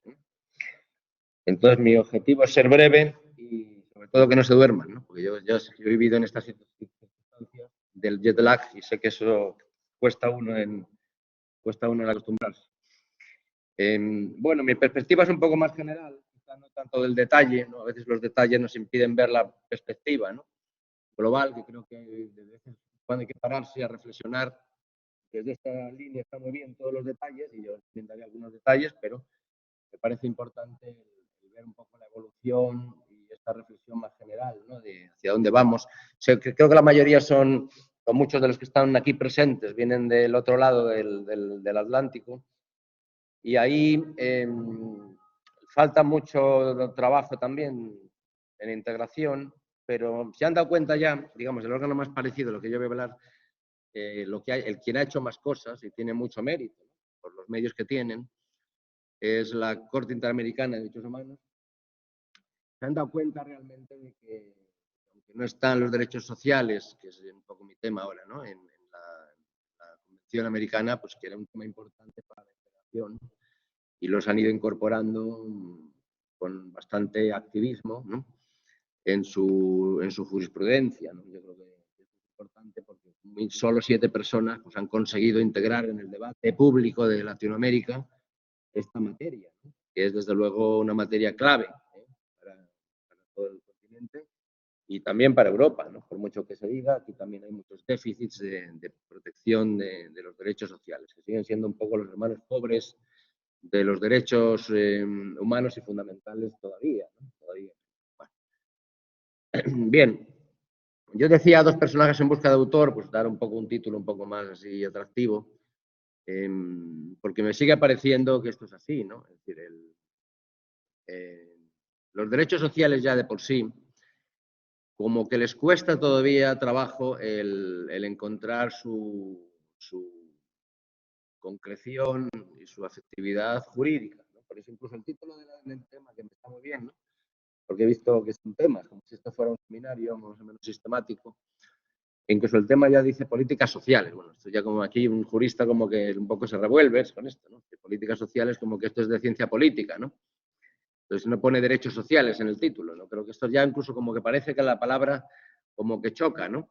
Con lo jurídico, ¿no? Porque Europa, o mejor dicho, la Unión Europea es un Estado, bueno, suponiendo que podamos identificarlo con un Estado, que sí se parece bastante, ¿no? A lo que es un Estado, es un Estado social, no exactamente. Es un Estado democrático, peor todavía, para nada. Es un Estado de Derecho, sí, un Estado de Derecho sí es, ¿no? Y por tanto tendríamos un camino aquí para juridificar más los derechos sociales, ¿no? En el ámbito de la Unión Europea, pero no se ha conseguido, no se ha conseguido. ¿Por qué? Porque, insisto, todavía hay como líneas suena todavía más en Europa que en Latinoamérica, líneas teóricas mal defendidas, pero bueno, que se siguen manteniendo en contra, ¿no? De la juridificación de los derechos sociales, ¿no? Como que hay todavía inercias que no acaban de superarse. Por ejemplo, el tema económico, ¿no? El tema económico es una obsesión, ¿no? En todo esto. Ya hace muchos años se demostró, creo que más o menos bien, y es un libro muy citado sobre el libro famoso de Sunstein y Holmes, The Cost of Rights, ¿no? Donde ya se demostraba que los derechos sociales no son necesariamente más caros que los derechos liberales, digamos, ¿no? Pero es verdad que son más caros, ¿no? Y entonces aquí como que hay un cierto temor, ¿no? A que desequilibre las partidas presupuestarias y como que al final pues que no se debe influir demasiado, ¿no? en las decisiones presupuestarias nacionales, ¿no? Esto sigue pesando todavía, ¿no? Y va un poco al vaivén de las circunstancias. De pronto se nos dice que hay que recortar el gasto con la crisis de 2008, y incluso se llega a reflejar en la Constitución española en una reforma del artículo 135, que ahí se demostró que el auténtico poder constituyente es la Unión Europea, ¿no? Y no la ciudadanía, no el pueblo español. Y luego, sin embargo, ahora se cambia. Con la última crisis, ahora se dice que al contrario, que tiene que haber políticas expansivas más de corte keynesiano, de manera que estamos un poco pendientes, ¿no? Como que realmente no se acaba de interiorizar el discurso de los derechos sociales como derechos que gastan dinero en el ámbito de las instituciones europeas, ¿no? Que van cambiando. Y si hubiéramos seguido el norte desde el principio de los derechos sociales como derechos que cuestan dinero, pues habríamos evitado estos vaivenes, ¿no? Y luego está un problema que es el control de las omisiones, porque al final estos derechos, en su esencia, ¿no? Lo más importante o característico es que obligan a hacer cosas, ¿no? A los poderes públicos. Y alguien dijo aquí antes, me gustó esa, tomé nota aquí de esta frase, intencionadamente ambiguas. Intencionadamente ambiguas. No se acaba de dibujar bien el contenido, las obligaciones, porque los derechos son obligaciones, ¿no? Obligaciones de otros, no se acaba de dibujar bien el contenido de los derechos sociales.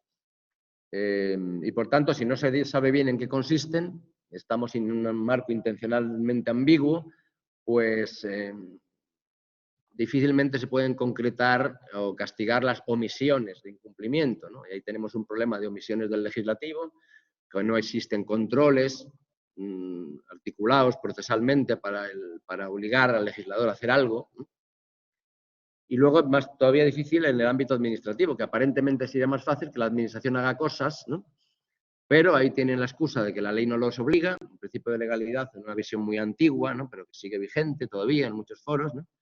Y el derecho administrativo. Es decir, nos topamos al final, todos nos topamos, acabamos topando en todo este trabajo con el derecho administrativo, ¿no? que se resiste, ¿no? a ser estructurado y leído, interpretado en clave de derechos, ¿no? Sigue siendo un margen ahí de discrecionalidad administrativa, lo también dijeron antes, burócratas a pie de calle. Al final deciden los funcionarios, ¿no? Los funcionarios, no, es que esto no lo deciden los funcionarios, esto lo tiene que decir, tiene que ser obligatorio para que la administración lo cumpla, ¿no? Pero como que el derecho administrativo le cuesta encontrar esas vías, que las hay, pero le cuesta encontrar esas vías, digamos, de transformación de esa discrecionalidad administrativa en derechos exigibles por la ciudadanía. Tenemos documentos extraordinarios, ¿no? Es decir, para empezar a trabajar, tenemos la Carta de los Derechos Fundamentales, que es un gran documento, es una carta que parece ser que le ha inspirado un jurista alemán, Herzog, que no es el director de cine, es un constitucionalista bastante reconocido, es un documento muy bueno, ¿no? Que, pues, sobre todo porque incorpora todos los derechos, a diferencia de los distintos documentos del Consejo de Europa, que van por un lado, unos por otro lado, aquí están todos juntos, ¿no? Dan la imagen, ese término tan de moda ahora en las Naciones Unidas, que hay que sacarle jugo, que es la indivisibilidad de los derechos. Todos son igualmente importantes. En la Carta todos son igualmente importantes, no hay una diferencia. Y es verdad que hay una clasificación, pero es puramente, digamos, académica realmente. No hay una diferencia de grados, ¿no? De protección, ¿no? O sea, el documento podía haber dado mucho juego, ¿no? En la Carta de los Derechos Fundamentales podría haber dado mucho juego, pero como que le falta un diálogo a los que os dedicáis, ¿no? Al derecho de la Unión Europea. Todavía yo creo que os falta un diálogo y sacarles partido al diálogo con el derecho constitucional y con el derecho internacional de los derechos humanos, porque ahí ya se está consolidando muy lentamente,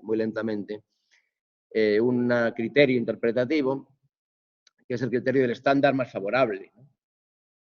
¿Está por encima la Carta de las Constituciones?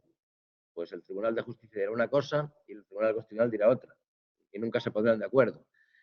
Pero no importa, ¿no? Si seguimos esa línea del estándar más favorable, pues digamos, habrá que utilizar la normativa que mayor protección dé a los derechos. Si es la Constitución, la Constitución. Si es la Carta, la Carta. Eso en principio podría funcionar, pero, como todos sabéis, la Carta tiene un problema de base, tiene una trampa implícita, ¿no? Dentro, ¿no? Tiene algo que como que una especie de suicidio interior, ¿no? Una especie que es que solo se aplica cuando entra en juego el derecho de la Unión. Luego no tiene carácter realmente constitucional, ¿no? Porque la Constitución se supone que se aplica directamente, no tiene que esperar a que se desarrolle o que haya otras no. Y lo que es peor todavía, la Carta no permite ampliar competencias. Está dicho en la propia Carta. Luego al final, bueno, la Carta tiene dentro de ella el margen o digamos el elemento de su propia destrucción, porque eso demuestra que en la práctica pues ha sido muy poco operativa.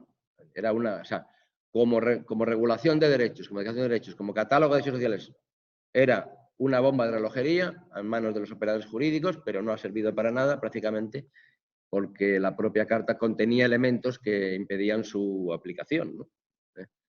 Y de hecho, pues no ha servido, como digo, prácticamente para nada, ni siquiera ha servido como podría haber servido como elemento interpretativo, ¿no? Porque hemos hablado ya muchas veces, ¿no? También del Pilar Europeo de Derechos Sociales, esto es soft law, una recomendación, que es un documento también muy bueno, pero ya de por sí nace como no vinculante, ¿no? Y igualmente el informe final de la conferencia, ¿no? Sobre el futuro de Europa, que por cierto, yo por mucho que buscarlo lo he encontrado en español, esto es sorprendente, ¿no? si quieren que sea un documento tan vendible y tan y que se pueda, digamos, desarrollar, y pues, si no lo han traducido, desde mayo han tenido tiempo. El documento que yo manejo es el de mayo y no está traducido, ni siquiera solo está en inglés. Pues sigue siendo todavía peor, me lo ponen. Más soft law ni siquiera tiene rango de recomendación. ¿Podría servir como instrumentos interpretativos? Sí.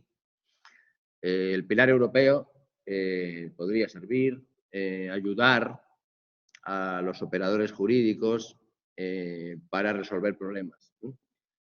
No se ha utilizado como tal por el Tribunal de Justicia. ¿Cómo está funcionando? Pues como una especie de argumento en los preámbulos de las leyes, cada vez más largos, por cierto, las exposiciones de motivos, hay quien dice que habría que suprimirlos, cuando el legislador se justifica porque hace una determinada ley, como que le da complejo ya decir, bueno, otra ley más, pero están continuamente, bueno, pues justificamos aquí un montón de páginas y ahí sí aparece el Pilar Europeo de Derechos Sociales, un poco como argumento, bueno, pues hacemos esta ley porque el Pilar Europeo de Derechos Sociales nos dice, y ahí sí lo utilizan, pero luego el Tribunal de Justicia, cuando ha tenido oportunidad de utilizarlo, no lo ha utilizado, o lo ha utilizado en sentido negativo. ¿Por qué? Porque hay una incompatibilidad radical entre derechos sociales y derechos económicos. No. ¿Hay una diferencia? Sí. Entonces, hay momentos, que digo que son más bien puntuales, pero hay momentos en los cuales hay una contradicción, una tensión. Y entonces aquí, el Tribunal de Justicia, cuando ya se ve en esa tesitura que tiene que decidir, pues resulta que al final no puede evitar, pues, como diríamos en la famosa fábula del escorpión y la tortuga, no puede evitar su naturaleza. Su naturaleza que desde su origen no es un órgano de derechos fundamentales. El Tribunal de Justicia no es un órgano de derechos fundamentales, es un órgano de integración económica y, léase, desde el primer momento, de defensa de los derechos económicos. Y cuando llegan a contradecir los derechos sociales, como se produjo en los famosos casos ya antiguos, pero que realmente esa doctrina no ha cambiado, ¿no? Los casos Laval y Piqui, etcétera, que son muy citados y muy criticados, pues ya toma partido claramente por los derechos económicos. Entonces ahí, cuando podía haber utilizado los derechos sociales como parámetro de ponderación, porque teóricamente tiene el mismo nivel desde la Carta, pues no lo ha utilizado. Y ha quedado, por tanto, ahí en el limbo de lo políticamente deseable, pero no de lo jurídicamente exigible. Eso ha sido un poco el resumen, obviamente simplificador, de lo que ha pasado en todos estos años. Pero, esperanzas, pues hay esperanzas, ¿no? Esperanzas. Y entonces, al final, si no ponemos dientes, por utilizar esa palabra típica del derecho antidiscriminatorio norteamericano, ponerles dientes, si no ponemos dientes a los derechos, si no los convertimos en armas de la ciudadanía, si los continuamos dejando en el limbo de lo políticamente deseable en manos de organismos políticos, pues al final esto es un desideratum que es una cuestión de casualidad, que aparezcan o no reforzados. Hay que ponerles dientes a los derechos sociales, es decir, transformarlos en instrumentos que la ciudadanía pueda exigir ante los tribunales, porque esto es lo que mejor funciona. ¿Hay otras maneras? Sí, pero la mejor manera sin duda es esta, la más rápida, por lo menos. Y entonces, ahí han funcionado relativamente bien en algunos sectores, sobre todo cuando hay directivas. Si hay directivas, pues ya el camino es fácil, ¿no?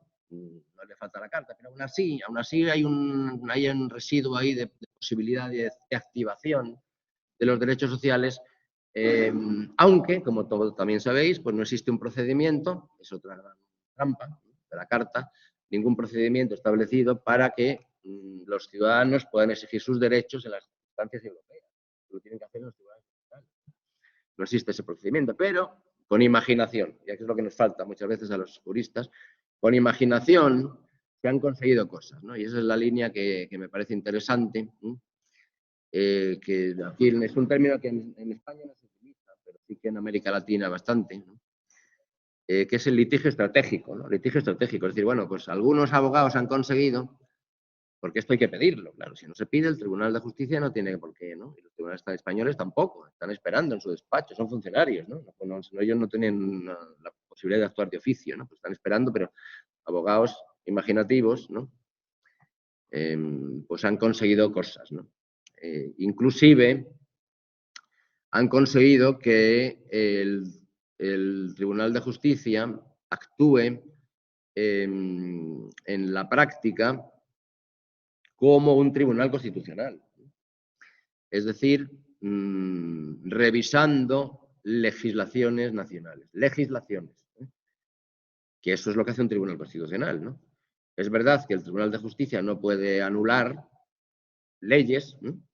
No puede expulsarlas del ordenamiento jurídico, pero sí puede decir que son contrarias, así lo dice como en términos muy diplomáticos, ese lenguaje que ya todos conocéis, sobre todo en las cuestiones prejudiciales, bueno, que es la directiva X se opone a una legislación que diga esto. Bueno, pues eso está diciendo que hay que expulsarla del ordenamiento jurídico y funciona.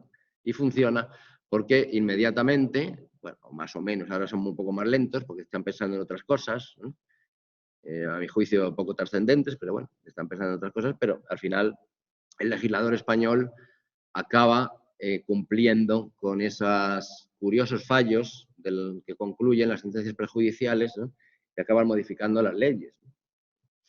Casos, por ejemplo, como por poner un solo ejemplo, de este control de convencionalidad, diríamos, porque es de alguna manera, porque no hay otra palabra, control de europeidad sería, pero la palabra como que no existe todavía, ¿no? Control de europeidad del derecho de las leyes españolas, algún caso como tan curioso y significativo como el caso CIS, cuando un abogado español dijo que la normativa española de la legislación hipotecaria, que permitía un desalojo prácticamente sin escuchar a la persona desalojada de su vivienda, pues eso era contrario al nada menos que al derecho de consumo. Y fíjense, ni siquiera cita la Carta de los Derechos Fundamentales. Pero bueno, está claro que está protegiendo, sin decirlo, el derecho a la vivienda. Es un detalle menor, no es un cambio radical, pero bueno, el legislador español inmediatamente cambió la norma para permitir, digamos, una mayor posibilidad de defensa en este tipo de procedimientos significativamente llamados procedimientos de lanzamiento. Te lanzan de tu casa, como que te lanzan por la ventana. Bueno, pues eso era un tema mal regulado, ahora se está tramitando una ley, por fin, después de 40 años de Constitución, sobre el derecho a la vivienda. Ya entonces el Tribunal de Justicia dijo que eso no podía ser. Actuó como... ¿Por qué? Pues porque alguien se lo pidió. De manera que yo creo que esta es una vía de trabajo para los abogados, juristas, interesante, y que va consiguiendo cosas partiendo, como hace la Corte Interamericana, con discutible fundamento jurídico, pero lo hace y la gente lo acepta, como partiendo de un caso individual, de una persona concreta, desalojada de su vivienda, en este ejemplo que yo pongo, pues pasa a la modificación estructural, digamos, el salto del caso concreto a la solución del problema sistémico, ¿no? Estructural, que en este caso procedía de la propia legislación, ¿no? Entonces, eso es una manera de avanzar posible, porque este es un ejemplo y hay muchos otros, podría poner, bueno, no muchos, a lo mejor se cuentan con los dedos de una mano y sobrarían dedos a lo mejor, pero en España por lo menos, pero sí es posible y por tanto, si hay que poner un poco manos en la esperanza de citar estos documentos como documentos interpretativos de soft law, la propia conferencia, el pilar europeo,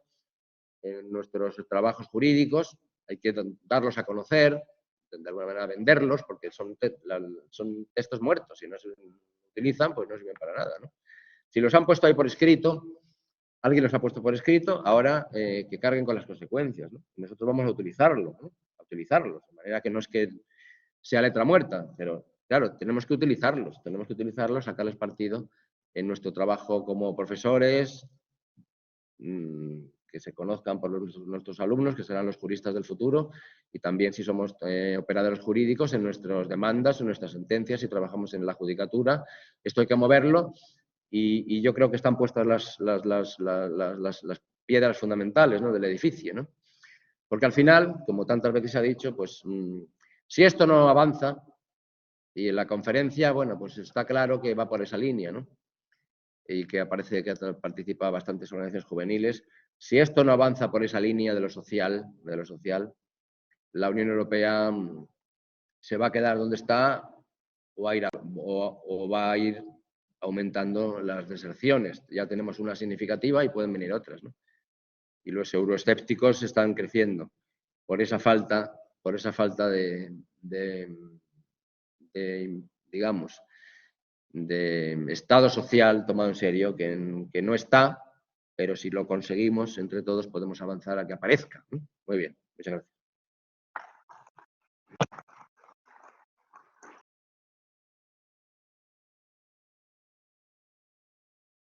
Mi tema es sobre migración o el tema migratorio en el eje 5 de la actividad prevista en el simposio y se titula Avances en la política y gobernanza migratoria de la Unión Europea en la conferencia sobre Europa, referentes para Sudamérica. El tema que o los contenidos de lo que se voy a tratar alrededor del tema migratorio va a estar dividido en 4 partes. Una primera parte que tiene que ver con la evolución de la política migratoria de la Unión Europea, las propuestas que se acordaron en la conferencia sobre el futuro de Europa, un balance y perspectiva y por supuesto para finalizar con las opciones de este referente para la integración suramericana en el tema migratorio. Entonces iniciamos con el primer tema que es la evolución de la política migratoria. Desde el 1957 hasta 1984 no hubo mención del tema migratorio en ninguno de los componentes o instituciones europeas. Era una decisión unilateral de los países y que se centró fundamentalmente en los trabajadores invitados. Los trabajadores invitados, por ejemplo, los acuerdos migratorios entre Alemania y Turquía para contratarlos entre Francia y Argelia y entre Italia y Libia, por ejemplo, era política individual de cada país y lo resolvían de acuerdo con los países que enviaban migrantes y de acuerdo a unos plazos o términos específicos de esa relación. Cuando empieza a hablarse de política migratoria, se incluye o el tema migratorio alrededor del libre movimiento de personas dentro de la comunidad. Y se firmó el acuerdo Schengen. Este acuerdo era intergubernamental y, por supuesto, es facilitar el movimiento de personas. No había relación alguna de la migración, aunque al haber migrantes en uno u otro país se suponía que podrían estar en capacidad de moverse libremente dentro de los países de la comunidad y funcionó muy bien durante este periodo, a pesar de que no entró en práctica de inmediato. En el momento en que se presenta ya como el tema migratorio como un tema europeo, y a pesar de ser intergubernamental, pues se creó el programa de migración o de apertura a la migración, que seguía siendo como programa, seguía siendo intergubernamental. En Maastricht sí se incluye la palabra o todo lo que estaba contenido en el acta única como programa pasa a ser una política migratoria, pero fundamentalmente como coordinación intergubernamental. Y a partir de aquí, pues quiero tomar en cuenta como las palabras claves o los temas claves alrededor del cual empieza a funcionar la política migratoria o esta coordinación intergubernamental. Entonces, convertir a la Unión en un espacio de libertad, seguridad y justicia, sin fronteras interiores, de libre circulación y con medidas adecuadas en el control de fronteras exteriores, asilo, inmigración y prevención y lucha contra la delincuencia. Entonces, alrededor de la migración empiezas a hablar de control de fronteras, asilo, migración, seguridad también y libertad. Entonces, eso ya en 1991. Sin embargo, ya de ahí a 1999, vamos a decir 9 años después, ya esa política o esa coordinación intergubernamental pasa a ser competencia comunitaria. Y en ese sentido, pues empieza a trabajar alrededor de unos famosos planes quinquenales, unos planes quinquenales con el Consejo de Tampere, es la base de la política migratoria común. El objetivo, obviamente, es colaborar e implementar la política migratoria. Pero aquí se incluye una nueva expresión, una nueva palabra, un nuevo tema, que es la integración de los migrantes a la comunidad europea de acuerdo a unas normas de integración particular. En esencia, se esperaba que fueran comunes, pero pues cada país inicialmente intentó adaptarlo a su acervo migratorio nacional. Y por supuesto, entra el tema de los derechos humanos, que es el racismo, la lucha contra el racismo, la xenofobia, y el tema también de la inmigración irregular. Entonces ya empiezan a como adquirir complejidad el asunto migratorio, y nosotros vamos a ver cómo esto se convierte en como referente de allí en adelante de cómo tratar y qué tratar en lo relativo al tema migratorio. Ya en el 2004 se firma ahora sí como con criterio y como política común el Pacto Europeo de Migración y Asilo. Y de nuevo, pues lo que se venía avanzando previamente pasa a ser entonces una política ya más declarada, más explícita, que es la inmigración irregular, la integración de los migrantes, el retorno retorno voluntario, vamos a decir, a los países de origen o de tránsito de inmigrantes, los controles en las fronteras externas, un marco europeo común de asilo y, por supuesto, crear sinergias entre migración y desarrollo. O sea, los migrantes vienen con un objetivo fundamental de fomentar el desarrollo. Ya en el 2007 se firma el Tratado de Lisboa y aparecen ya entonces los famosos planes quinquenales a partir del plan quinquenal de La Haya, en donde se va avanzando y se van incorporando temas o se va evaluando el proceso de la política migratoria, que ya aparece pues en el título 5 del Tratado Fundacional de la Unión Europea, como se pasó a denominar a partir de entonces el Tratado de Lisboa. En el título 5 aparece la política migratoria, la Unión es un espacio de libertad, justicia, etcétera. De nuevo, ya como artículos particulares, el movimiento en fronteras interiores, el asilo, la inmigración, prevenir la migración ilegal. Y entonces llegamos pues al inicio o a la convocatoria de la conferencia sobre el futuro de Europa. Eso es lo que tenemos hasta allí, y en el futuro de Europa, a partir de esta revisión de lo que se ha avanzado, se incorporan cinco propuestas, o se reúne todo alrededor de 5 propuestas.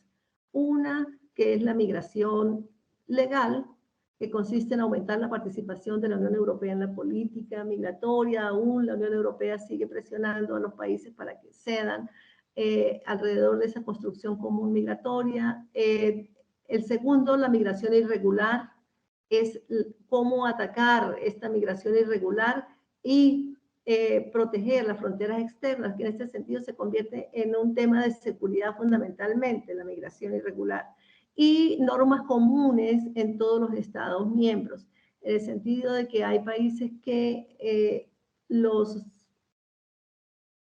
enfrentan o los incorporan, los asimilan con más facilidad que otros, etc. El siguiente tema que ellos toman es la de asilo e integración. Asilo e integración, las dos, la 4.4 y la 4.5 son de asilo e integración.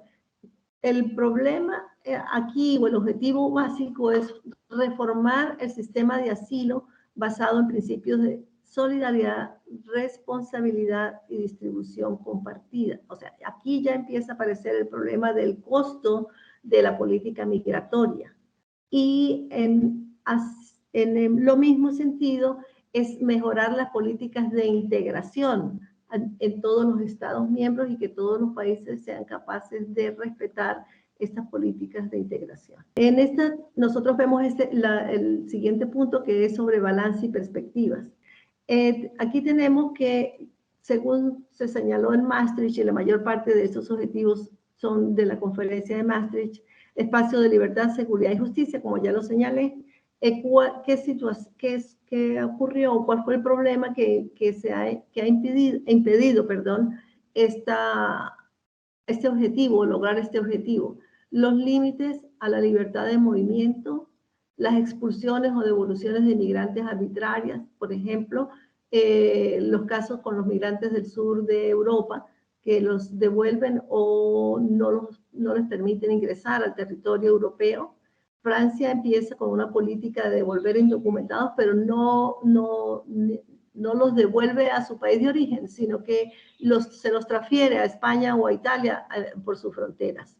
En la creación de este espacio sin fronteras interiores y de libre circulación, se convierte o es aplicado discrecionalmente para facilitar el movimiento de migrantes en el espacio europeo. Por ejemplo, a partir de 2015, Francia restablece controles formalmente. Esto, pues obviamente, limita la posibilidad de lograr este objetivo. Representa un retroceso, pues, en este objetivo que se había avanzado bastante. Las medidas adecuadas al control de fronteras exteriores. De la misma forma, la responsabilidad mayor sigue estando o ha caído sobre países con fronteras exteriores y preferiblemente con fronteras sur y este. La Unión Europea como garante de asilo es un objetivo también que está pendiente en el sentido de que han ocurrido crisis de expulsión de migrantes y situaciones de conflictos internos o bélicos o crisis humanitaria compleja, como en el caso de Venezuela, que obviamente colocan en jaque, pudiéramos decir, esta política de asilo e inmigración, porque pues, en primer lugar hay como un exceso de solicitudes. La prevención y la lucha contra la delincuencia, existe una tendencia a vincular la inmigración y la delincuencia con migrantes. Y la integración de los migrantes sigue siendo este problema, pero sigue siendo el objetivo. Organizar la migración regular y fomentar la integración de los migrantes. Hay falta de cooperación entre los estados para lograr ese objetivo y la aplicación del principio de solidaridad entre los estados miembros, incluida la financiación. Este es un objetivo importante y aquí pues obviamente entra el tema de la financiación o de la creación de un recurso, de un fondo para manejar la migración y es un trabajo que se debe avanzar o continuar. Referente para Sudamérica, nosotros tenemos que la Unión Europea es una experiencia exitosa de países con nivel de desarrollo alto medio y empieza a tomar el tema migratorio como una política o como la posibilidad de algunos acuerdos luego de 30 años con el Alta Única Europea y luego de 65 años vemos que existen aún tareas pendientes en cuanto a esa construcción. ¿Cuál sería el referente para América Latina? Los países latinoamericanos han tenido una tendencia a elaborar políticas migratorias de amplitud en la concesión de derechos, pero tradicionalmente también habían sido países expulsores de migrantes, no habían sido países receptores. Con la salvedad de la crisis venezolana que se empieza a vislumbrar y que ya es una realidad desde 2015. Entonces se empiezan a incorporar pues, limitaciones a la inmigración, como los temas de las visas democráticas, pudiéramos decir el caso de México actualmente con los migrantes que quieren ir hacia Estados Unidos, introduce el tema de las visas y además establece unos requisitos para la obtención de visas que son inalcanzables para la mayor parte de las aspirantes o las personas migrantes que quieren ir. Generalmente las personas migrantes o que desean salir del país son gente de escasos recursos y que no tienen unos respaldos para mostrar al momento de obtener la visa. Lo mismo pasó con Perú o Ecuador, etc. Muchas gracias.